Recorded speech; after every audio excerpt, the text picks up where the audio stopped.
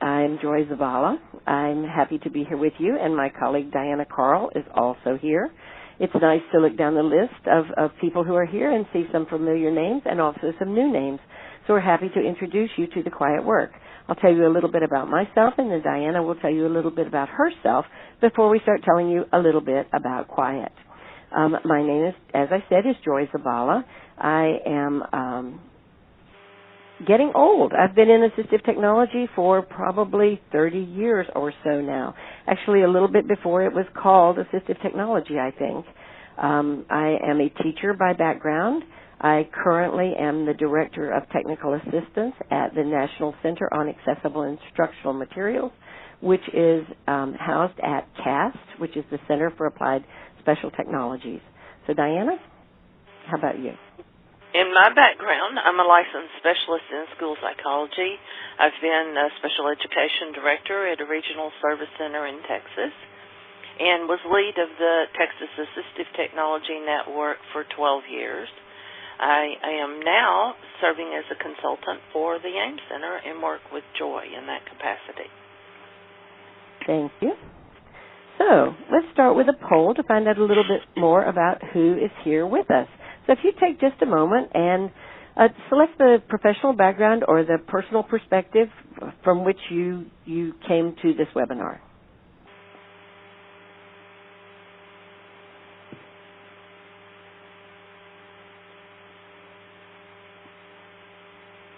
As you're entering your polls, I'll tell you that yesterday when we were practicing for the webinar, I said, do I have to add up all of these things? And it's very nice to see that at the top it adds up for you. So we have just a few more people who need to respond.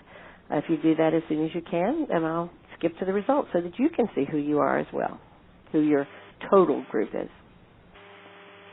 Very interesting.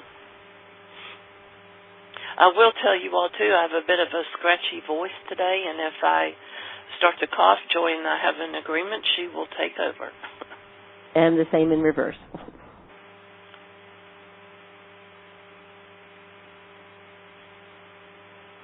Take about 15 more seconds for the last few people to respond.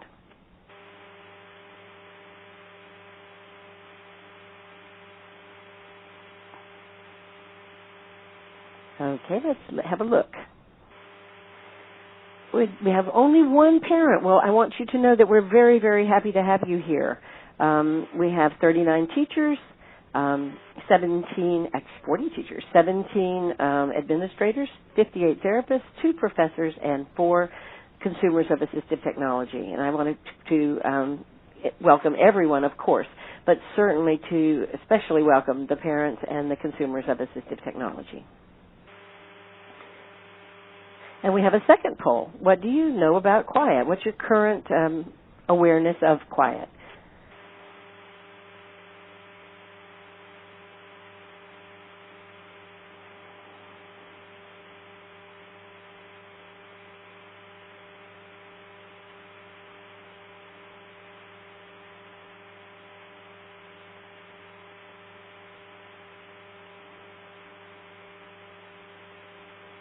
We'll take about 10 more seconds, and we'll skip to the results so that you can see.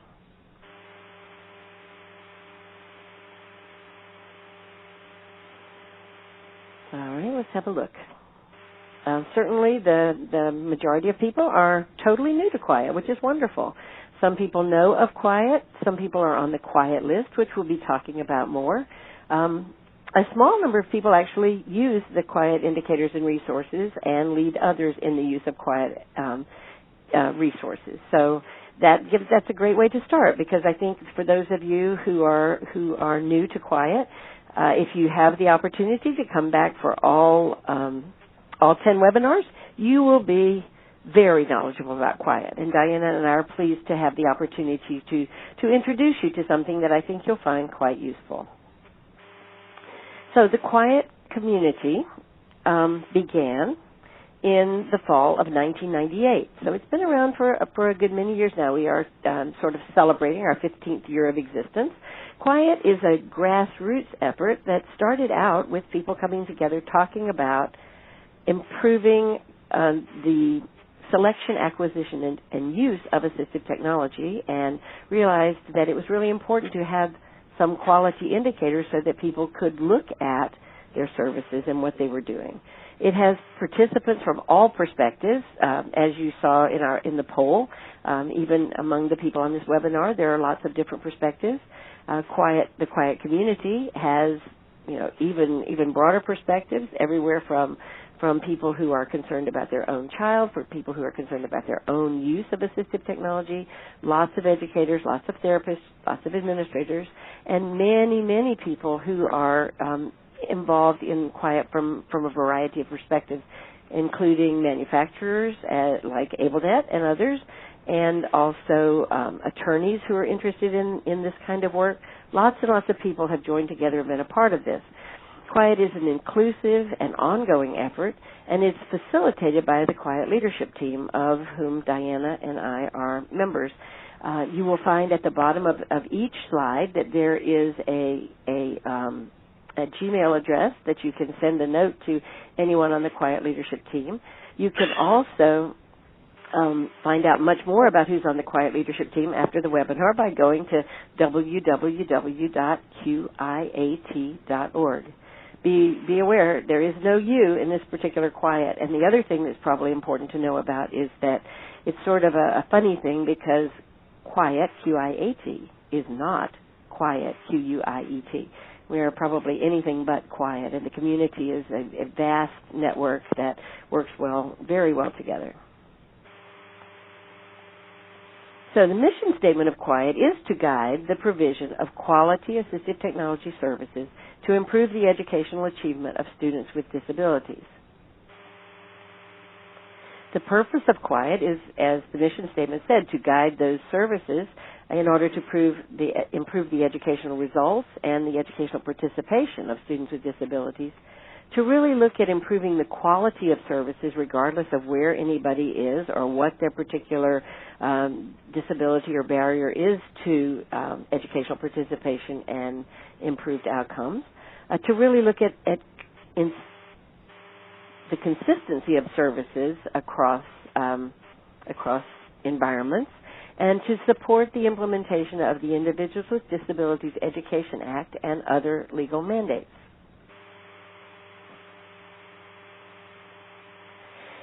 When the QIAT indicators were developed, there was an idea that it wasn't just one particular perspective who may or may not find such quality indicators useful. School districts, of course, are always concerned about increasing the quality of the assistive technology services that they provide to schools. Service providers themselves might use the indicators to think about continuous improvement in their own practices and services. And consumers and families may want to use the indicators to think about how assistive technology services integrate with other services. Universities are charged with the development of competent service providers who will enter the field, so the quality indicators may very well help them in their efforts to make sure that students leave a higher education with some background in assistive technology. And the quality indicators may be useful to policymakers as they think about making policy related to assistive technology, that those policies are equitable and fair, and that they actually understand the intricacies, if you will, of what those policies are about. So, to take you back and give you a bit of the history of QIAT, which is what this particular webinar is about, sort of setting the stage for some much more interactive and in-depth work in the quality indicators as you go through this series of webinars. From 1998 to the present, there has been a great deal of work done. We've developed primary QIAT tools. We have quality indicators in 8 different areas, which were validated in 2004 with my doctoral research, which was quite an interesting experience. We have a matrix for each area that can be used. We'll talk about each of these more in depth in a moment. And we have QIAT resources that are available to you anytime. And most of that you can find information about at the QIAT website, which, as I mentioned earlier, the URL for the website, the web address, is on the lower right-hand corner of the slides. So these are the 8 areas in which there are quality indicators. They are consideration, assessment of assistive technology needs, assistive technology in the IEP, implementation of assistive technology services, evaluation of effectiveness of assistive technology services, assistive technology in transition, administrative support for quality assistive technology services, and professional development in assistive technology. As you look at these 8 areas, you'll see the primary subject of each of the next 8 webinars. In the next 8 webinars, one of those particular areas will be considered. And then the final webinar actually is looking at digging more deeply in how to maintain and sustain your own growth and knowledge about the quality indicators. So in each of those areas that I just mentioned, there is, of course, a section title and the name of the area. There's an overview of the area. For example, there will be an overview of consideration or an overview of whatever. There are 5 to 7 indicators in each area. For each indicator, there is an intent statement, which helps with the actual understanding of what the indicator says. The indicators are themselves quite brief, and the intent statement embellishes that just a bit and tells a little bit more. And then there's also a list of common errors, the things that people really have trouble doing or sometimes forget about doing that can also be very helpful. The assumptions for all areas, these particular issues are not in every indicator area. They're not repeated in every indicator area because they go across all indicator areas. One is that ongoing collaborative work is required to do this work well, that there is respect for ethical practices, that if you are a therapist and your code of ethics says something different than what QIAT says or QIAT asks you to think about, then certainly you would want to follow your own code of ethics. The great thing, though, is we have asked always for 15 years now that anyone should let us know if there are any conflicts with their code of ethics in QIAT, and to my knowledge, there has never been anyone who has said that they had a conflict. So that's I think, probably enforcing and helpful. It's also an assumption that whatever you're doing is legally correct and is aligned to the policies and procedures at the federal, local, and state levels, that we believe that these are applicable regardless of the model of service delivery. One of the things that's probably important to know here, though, is that because if you look at that first one, that it requires ongoing collaborative work, that if your model of service delivery is not ongoing and collaborative, that may be a place where you'd find some difficulty in implementing the quality indicators. We've also found over the years that the quality indicators, which were developed primarily for use in education, are also applicable to service plans other than IEPs and to programs other than K-12 education, because they are big ideas. The quality indicators do not tell you how to do something, but really ask you, so how are you doing these things? So as we look at the quality indicators across and how they apply across areas, it may very well be that the way they look in your service provision may be a bit different than the way they look in someone else's service provision. But the important thing is that you would be able to express and recognize how these quality indicators apply and appear in your work.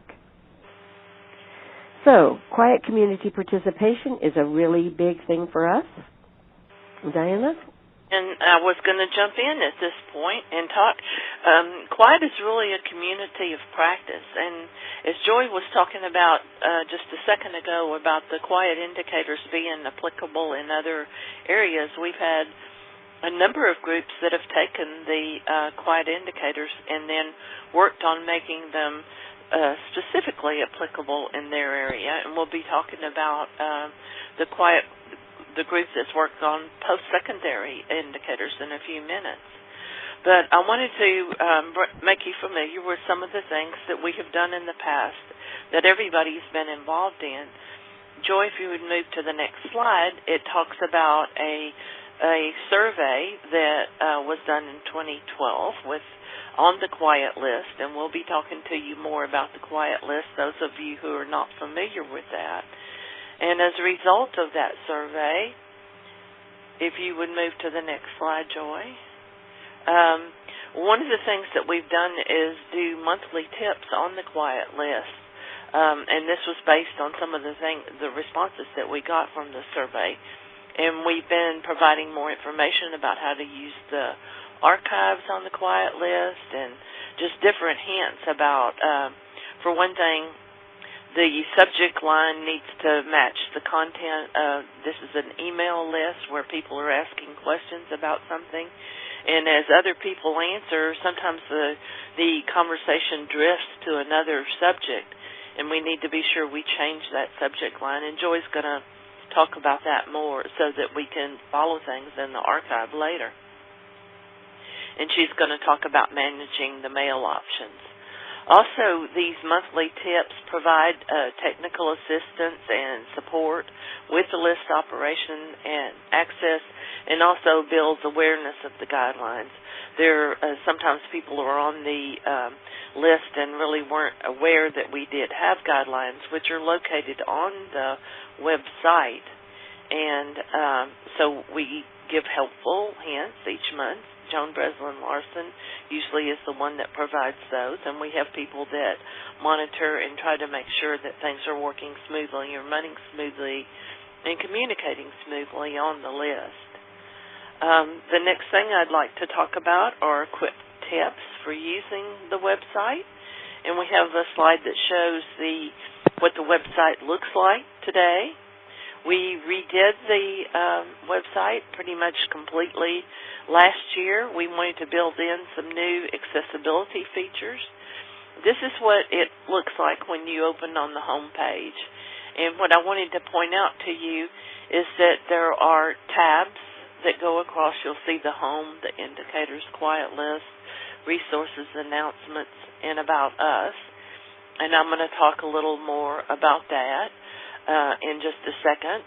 You see up at the top, in the top bar, that there's a Contact Us, a site map, and you can change the text size now. So if we would look at the next slide, go to the next slide, we'll see these are some of the things that were added and built in when we redid the website last year. If people are using a screen reader, there's the place you can click and skip to content. There's the Contact Us in the top banner that I was mentioning to you, and that goes to the Gmail address that Joy pointed out to you that's at the bottom of each slide. We haven't previously had that manner of communicating, and we'd like for everybody to invite everybody to use that. There's the text change feature, which was new in that top banner.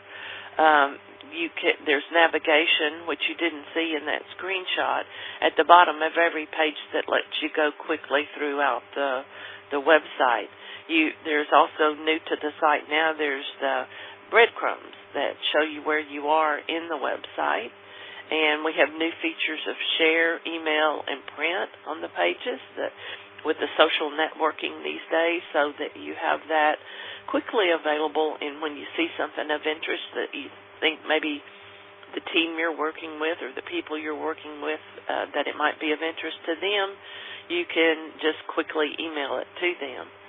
So, and another more technical feature is keywords were added to the meta tag. So we did a number of things to try to improve, and I'll give you a heads up that this year we're probably going to join another competition like we did last year. It's the AIR competition through Nobility to try to improve some accessibility features again.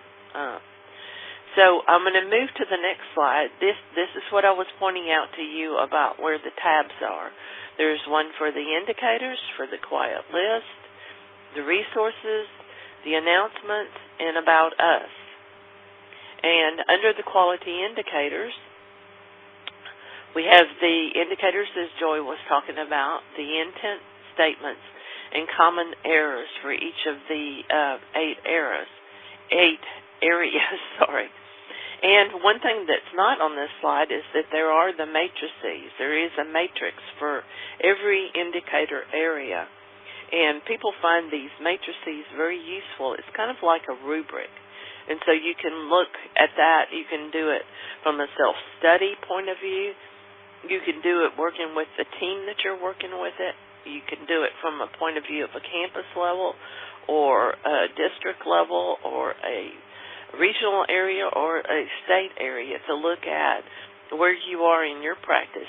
And this is one of the tools that's very helpful in designing self-improvement plans for where you are with your services right now and where you want to go. What's the next step? What do we need to be doing next? Well, Diana takes a breath. I'll say a little bit more about you want to add something? Yes. You drink some water. Can you speak up? I can barely hear you, Joy. Okay. I thought I was making it better, and I must have made it worse. No, you're sounding very far away in the far. Thank you. Then you go ahead, and I will put the headphone back on. Okay, Joy's trying to improve the volume on her speech. So we just heard a beep. Are you back? I'm back. You want to check sound level again? Or do you want to add anything about the matrices?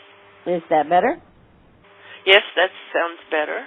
Okay, thank you. What I wanted to say about the matrices, while Diana had a little break, was that the matrices for each quality indicator, take that quality indicator and say, sort of, what does it look like if it's not present at all?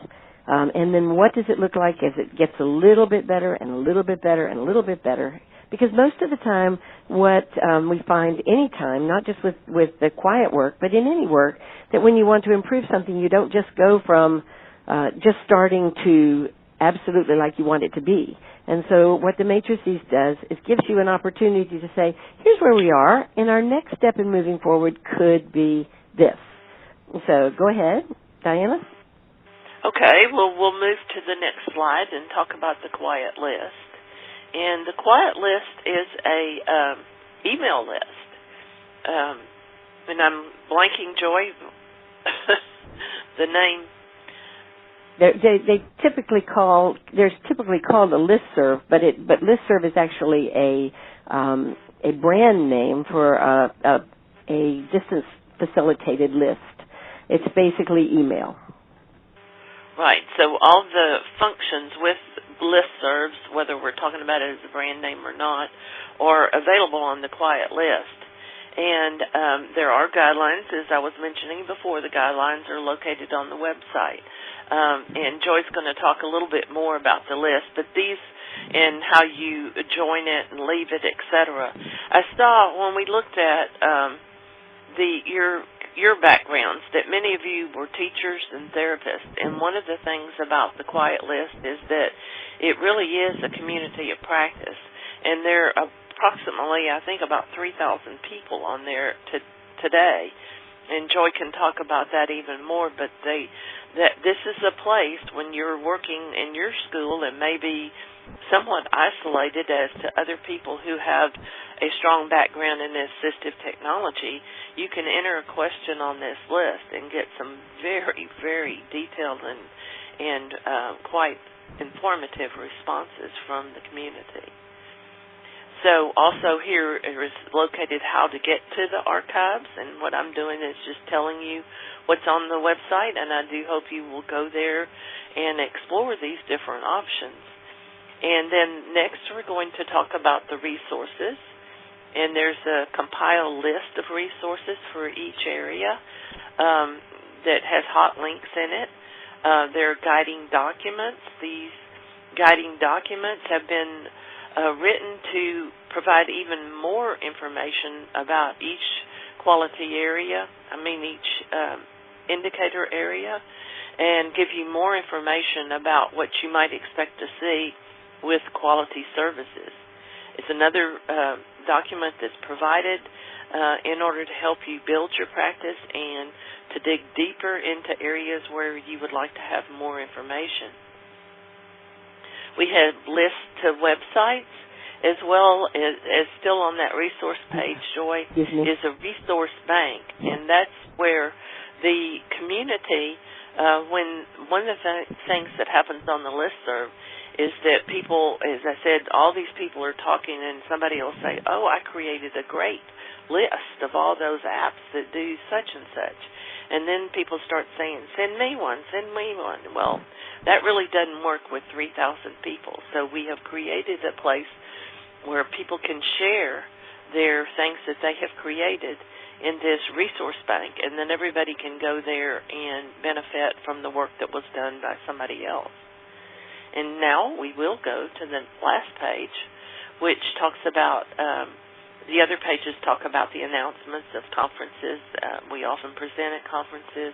Sometimes in the past, we've had a number of summits.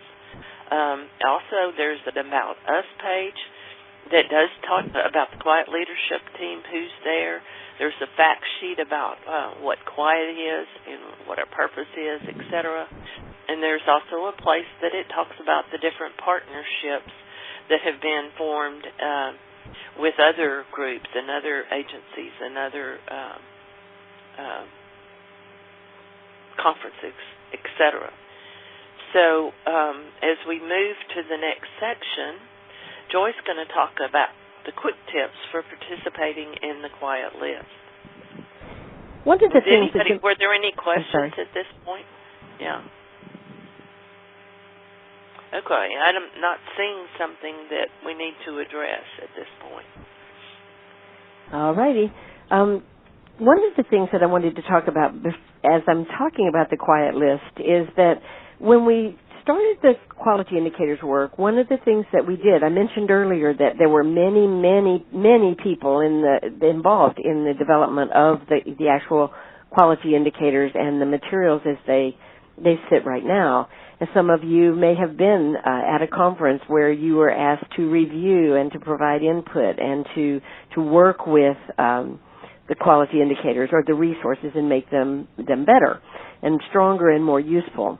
And one of the ways that we continued that work when people were not face-to-face and enlarged that work was with the development of this list that people could actually participate on. And as Diana said, it's gotten to be a very large list for assistive technology at least, and it's also a very busy and interactive list. So a couple of the things that you might like to know about the list that would be helpful for participation are these. Basically, the collegial conversations that are there are frequent, and there's new information, there are updates. What's so nice about the QIAT list is everybody doesn't think the same way, so there are multiple perspectives that come into any discussion. And the great thing about that is even though multiple perspectives may be a bit messy, they're really important to getting to a place where the services are really quality, whether you're looking at individual services or a system of the provision of services, depending on your own perspective. The other thing about the list that's really important, it is open to everyone. And one of the things that we caution people about is remember when you're speaking on the QIAT list that you are speaking to the world at large. You are speaking to people, though, who do have a commitment and a passion for assistive technology and what assistive technology can do in the lives of individuals who use it.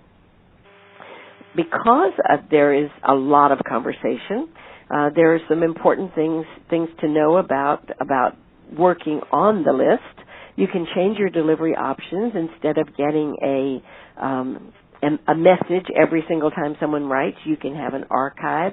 Not an archive. You can have a digest so that you get a group of messages all at the same time, and you have an opportunity to look through those and look at the ones that you want and not worry about the ones that you don't. For some people, when they get a whole bunch of mail, that can be a way that works. The key thing to know that is on the bottom of every single message that comes through QIAT, there's this little announcement that you see, and it shows you how to subscribe to the list, which obviously you will have already done that if you are seeing this message. Tells you though how to unsubscribe if you decide that that its usefulness to you is not at present. Sometimes we have a lot of students who sign on for the duration of a class, and then they can't remember how to get off.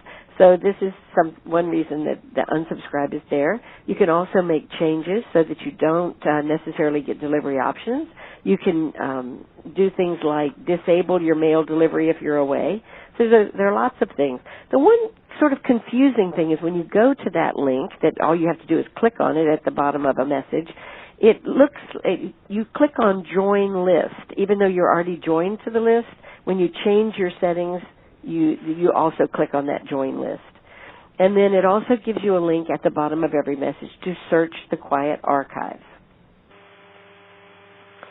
So those are the how-tos, how to get to all of those tabs, how to join or leave the list, and those directions being on every message has been, we think, very helpful because there have been times when we've had lots of questions that actually go through the list asking for how to change my options, how to get on, how to get off, those kinds of things. And the reason this is so important, as Diana mentioned, is that the community is actually above 3,000 at the moment, and that's a lot of people being asked, how do I change my delivery options? So be sure to check at the bottom of the messages. The other thing, and this is the one that I mentioned, you really can't see this very well, but if you go to that link, you'll see the how to join it and leave the list, and it gives you a lot of different options. One of the things that it gives you is a subscription type. My recommendation is that if you're going to go to an archive, then I seem to have archive on the brain at the moment. It's not an archive. If you want to go to a digest, the HTML digest is a lot more useful than the others because when you have just the regular digest that's not HTML, what happens is you get a lot of machine language in there as different computers and different servers put this information together. The list actually does some compiling, and this is not something we have control over. We can't delete it. So what we'd like to suggest is if you're getting a digest, the HTML digest may be most useful for you. So I've been trying apparently to say QIAT archives for the last few minutes, and now I'm going to actually talk about the QIAT archives. As we've mentioned a couple of times, QIAT is 15 years old. For 15 years, people have been writing messages on the list. And so if you want to see what's been said previously about a topic or that you're interested in, going to the archives is a really good thing to do. So when you go to the archives, using that link at the bottom or using the links on the website of the tab that's related to the QIAT list, you can sort by author. If you want to know everything that Diana Carl has said on QIAT for all these years, you can search by Diana Carl and see what it says. You can search by the date. If you knew that somebody made a comment that you really wanted to hear something about and you know it was in the last month but you can't remember when, you can set the dates. You can also ask for a specific topic. You can view them in chronological, or you can use them the most recent first. So the options are as you see there, the show and hide author, show table of contents, hide table of contents, lots of things that you can do, and of course moving around the site as well. When you go to the archives of the QIAT list or you go to the change options, you're no longer on the QIAT site. You're actually on the listserv software site at the University of Kentucky. So that's why we want you to know a little bit about what you can do once you're there. And here's the page that it looks like when you go to search the archives. Do know that there is an international date organization, meaning that it's going to say the date, the number of the month rather than the month first, which is a little bit different than ours, but that's not an option that you can change. So be aware that you will see the day, then the month, and the year, not in the same way that we see it here. So, Diana, would you talk a little bit about QIAT collaborations? Or, hello? Am I alone?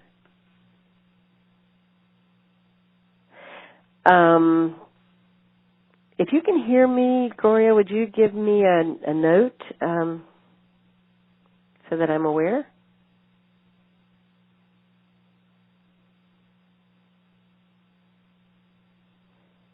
I'm wondering if I've lost connection. Oh, thank you, Camille. At least somebody can hear me. Okay, so I'm going to just go ahead. And there are a couple of questions, and so I wanted to have a look at those questions. And I'm trying to, it's a little bit difficult. I'm sort of scrolling through the chat to see if there, I know there was one. So if you have any concerns and you're not able to find something you need, you can send an email to me. I am one of the people who does a lot of the work with the QIAT list. You can send an email to me at joy@joyzabala.com. And Gail Bowser, who is also actually is on this.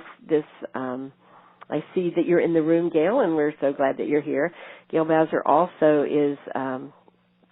is very able and willing to help you, as are all the QIAT leadership team. And so you can actually send an email just to QIAT, just to that leadership team address, the one that you'll see at the bottom of the earlier slides that had the email address. Or you can go to the website and you'll see how to locate the QIAT listserv, the QIAT group.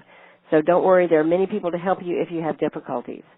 Since I'm not hearing Diana, I'm going to go ahead with the QIAT collaborations, and Diana, just jump right in anytime if you're there. We have collaborations within QIAT and also collaborations with other projects in moving forward the QIAT work. So some of the collaborations that we have within QIAT are the collaboratively developed resources. And an example of that is an iPad features list that Gail actually was a leader in putting that together, and she asked the QIAT list for information, what they thought needed to be there, and put together a very collegial list that can be very useful to lots of people. We have many, many other collaboratively developed resources that you will find on the website. We also, of course, have collaborated on document reviews. We've shared those not only at conferences, but also you can bring down a document. You can provide input into that document, how it's been helpful, how it's been useful to you, what needs to be changed. And then we also have had some really interesting work related to recruiting and research.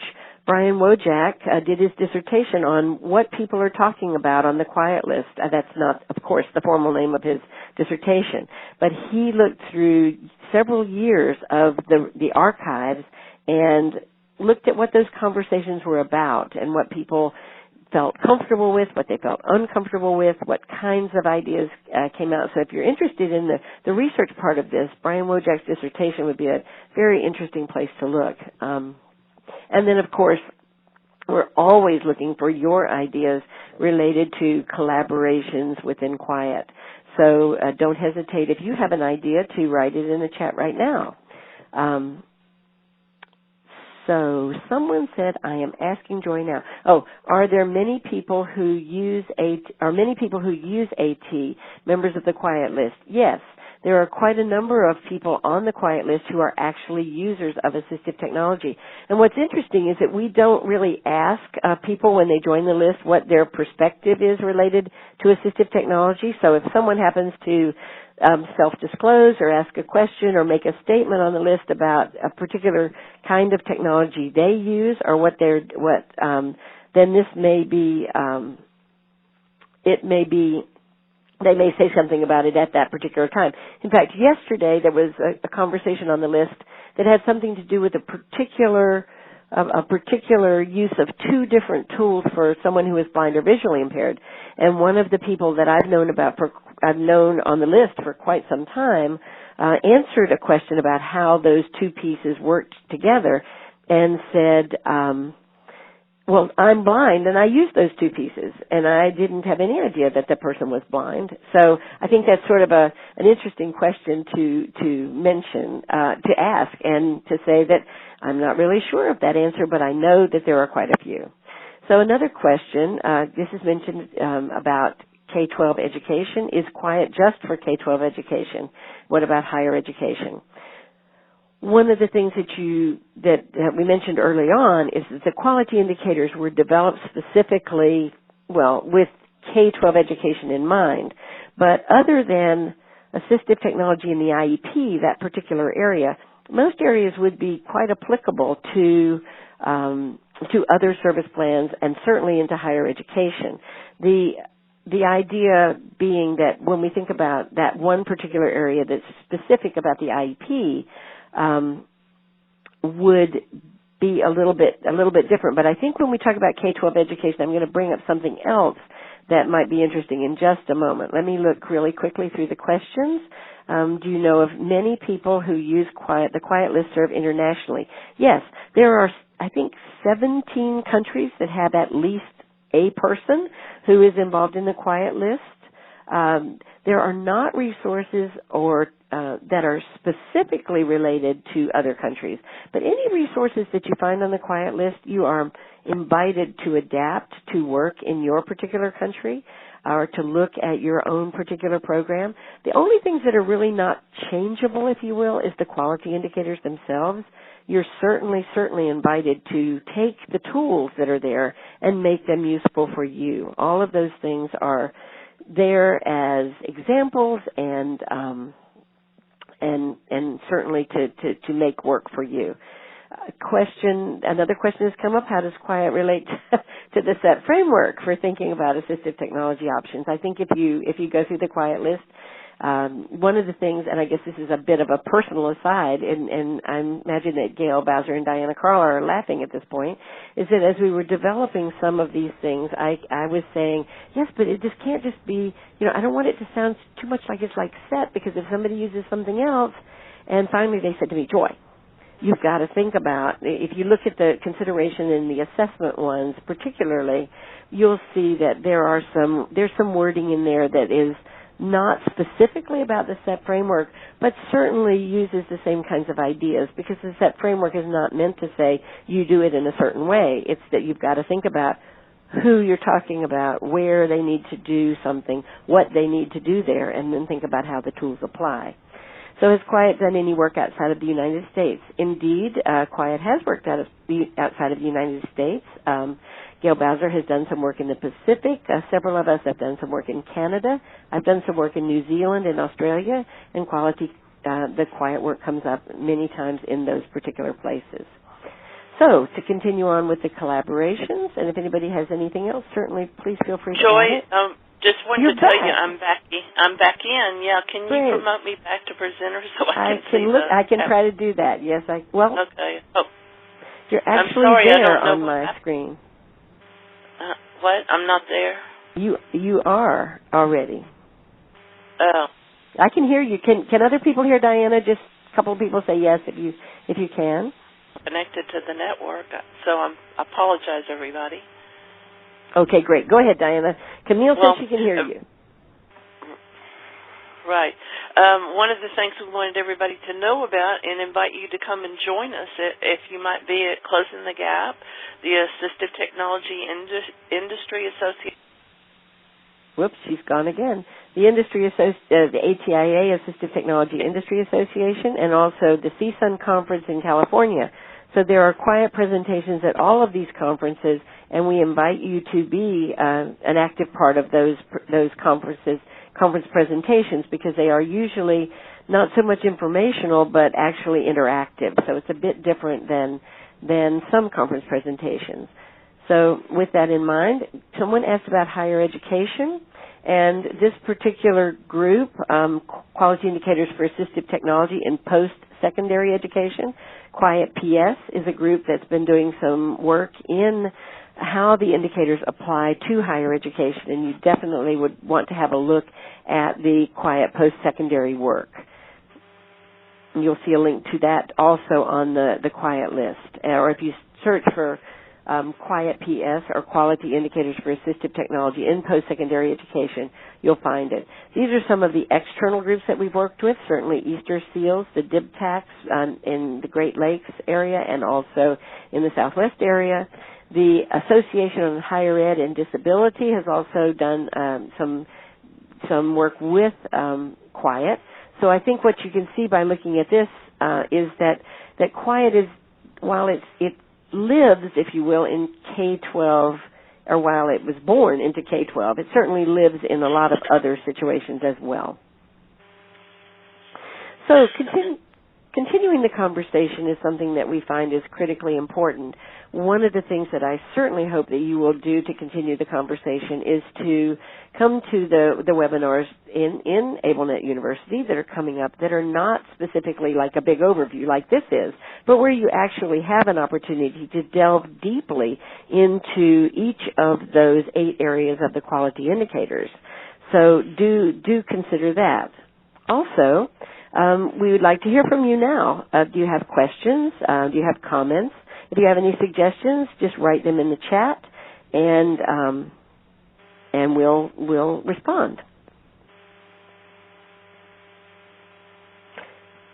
So I'm seeing lots of yes, yes, yes. I think you probably can't hear Diana again because I can't hear her anymore. I can hear you. Well, maybe you were muted, Diana. No, I was in the middle of talking. Well, I hear you now. Do other people Okay. hear Diana now?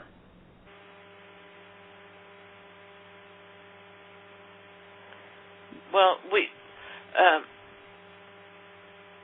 we're open to any suggestions, and we'd love to hear from you about resources you would like to see or things you would like for us to be considering for the work for the future. Our plan is to be working on dissemination and letting more people know about what the resources that are already on the website and available for people to be using in their practice. And I see that Randa has raised her hand. Randa, if you could type your question into the chat box, that would be great.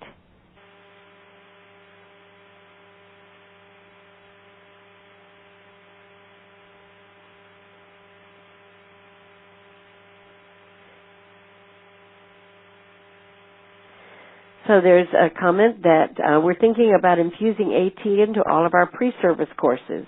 What suggestions do you have regarding introducing QIAT to all faculty and special education programs? So I think one of the things you'll want to look at here is to go back through those quality indicators and pick some of the ones that you think might be of the greatest concern. The other thing is you might want to consider on the QIAT list asking people, just asking that same question you've asked here on the QIAT list. If you join the list and you say, here's some things to think about. Those of you who are in higher education, give us some ideas about what you think would be a good way to introduce QIAT to faculty. What has worked for you? So that would be my best suggestion, I would think. And then certainly look at the QIAT PS work, because I think that would also probably be very, very useful in that setting.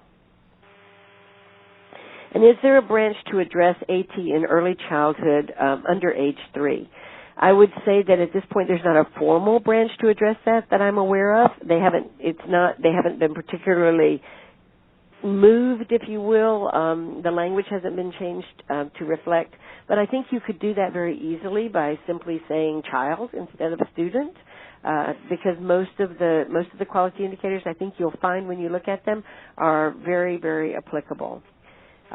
Kirsten asked, will you be working on information and guidance regarding one-to-one initiatives and assistive technology? I think probably, Kirsten, that the most useful place to really look at that kind of thing is on the QIAT list and hear how people are doing those kinds of things, because there are certainly lots of issues around those one-to-one initiatives where people perhaps bring their own technology and how AT might be working with that. Perhaps I've misinterpreted your question, and if so, please ask it again. Another question is, why do you think K-12 has been so resistant to assistive technology? Diane. I think it's not, well, I think a lot of it is, if you think about resistance, that a lot of change has occurred. It's just that it's not as pervasive as we'd like to see it be. And I think one of the things are the misinterpretations of assistive technology as always something that's costly and always something that's going to be difficult to do. And what the quality indicators help you think about or help you share with others is that sometimes it's something that's already there. It just is perhaps used in a little bit different way. And that when we talk about assistive technology, we're not always talking about high-end electronic kinds of tools. So I'm hoping that the ubiquitousness or the commonality of a lot of technologies in not only education but in the world will actually lower some of these particular barriers. It's certainly an ongoing challenge and something that we always have a chance to continue to work on. I don't think we'll ever be without something to do as a community. And when I say the QIAT community, you don't have to join QIAT. QIAT is open to you. And when we say QIAT community, if you could see me, I would be, putting my arms very wide to say that in my opinion, by the fact that you are here and you're interested and you're involved, you are part of the QIAT community, whether you're on the QIAT list or not.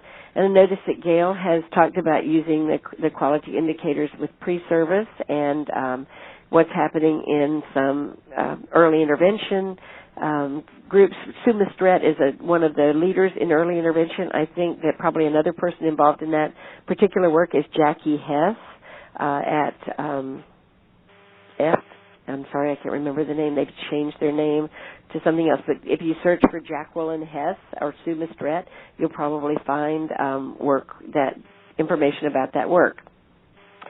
Someone else, Kristen, has asked, as we introduce AIM to teachers and students, we introduced the quality indicators great and the QIAT website at that time. So people are really providing you with some nice answers.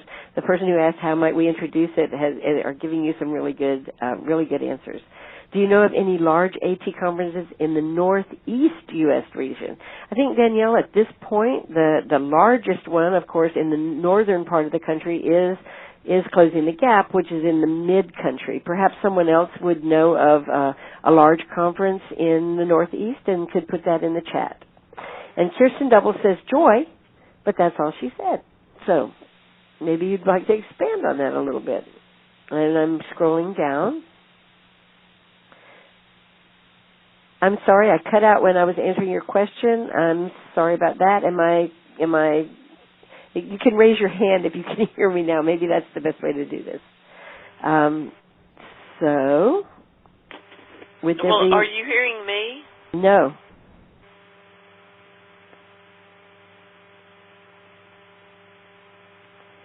So other people have given some suggestions about using those indicators. FHI 360, thank you, Bridget. That's where you'd find Jacqueline Hess at FHI 360.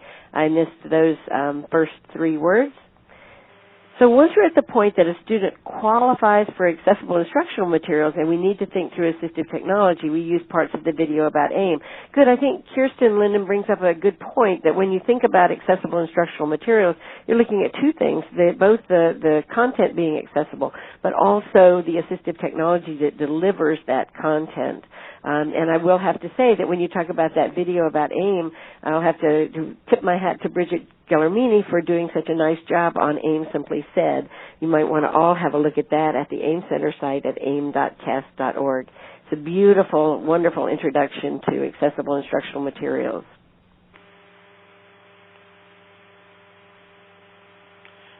Joy, can you hear me? I hear you. Okay. One of the things I wanted to talk about in answer to something Kirsten asked is about the matrices. Those were developed on the order of an innovation configuration matrix, which is a long name.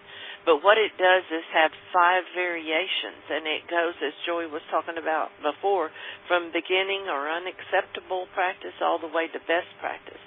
And these different variations can show different aspects as you move from beginning to best practice, because teachers didn't have a good idea of what an innovation would look like. And this breaks it down into steps that could be taken. So those matrices are something that can be looked at as a self-evaluation when you start something, and then later as an assessment to see the progress that's been made. Thank you, Diana. So, would you like to go through the key takeaways? No, you go ahead at this point. All righty. QIAT work, again, was developed and sustained through the participation of hundreds of people. And we hope that you, for whom QIAT is new, will be one of those people who starts participating more actively in QIAT. It has proven to be a beneficial resource for people with differing interests and responsibilities, and it's a thriving, just-in-time learning community that you are cordially invited to join in, both on the list and in conferences, and anytime you have an opportunity to talk with others about quality indicators related to assistive technology. The next webinar that's coming up is looking much more closely at consideration of assistive technology needs. Kathy Locke and Penny Reed will be the presenters, and the date is October 16th at 11:30 Central Time. We're looking forward to seeing you online and to seeing you at conferences. So I'd like to close by letting you know that AbleNet is proud to offer webinar sessions dedicated to professional development offerings that keep you up to date on emerging assistive technology and curricular solutions. So look for listings in emails and or visit the AbleNet University website to see the schedule of upcoming live professional development sessions. And don't forget the vast library of free recorded archived sessions. And I also, before I go to the last slide, I want to apologize for whatever audio issues were happening that perhaps Diana and I were not fully aware of or fully able to deal with. So in closing, I'd like to invite you to like AbleNet on Facebook and follow AbleNet on Twitter for all the latest, including updates on this development and other products and promotions. Please do not close your browser quite yet. A short survey will pop up. I'll ask you kindly to take a moment to complete it. It will automatically submit when you are done. And thanks again for your time and your interest today.